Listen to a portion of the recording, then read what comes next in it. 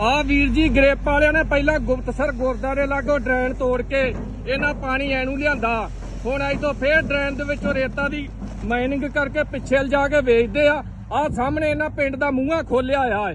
ਆ ਸਾਹਮਣੇ ਪਿੰਡ ਦਾ ਮੂੰਹਾਂ ਖੋਲਿਆ ਆ। ਇੱਧਰ ਵੇਖੋ ਆ ਸਾਰਾ ਪਿੰਡ ਡੋਬ ਦੇਣਾ ਇਹਨਾਂ। ਦੋ ਦਰਿਆ ਪੈਂਦੇ ਸਤਲੁਜ ਬਿਆਸ, ਇਹਨਾਂ ਸਾਰਾ ਮੂੰਹਾਂ ਤੋੜ ਕੇ ਇਹਨਾਂ ਸਾਰਾ ਪਿੰਡ ਰੋੜ ਦੇਣਾ। ਆ ਵੇਖੋ ਵੀਰ ਜੀ, ਇਹ ਵੱਧ ਤੋਂ ਵੱਧ ਵੀਡੀਓ ਸ਼ੇਅਰ ਕਰ ਦਿਓ ਵੀਰ ਜੀ।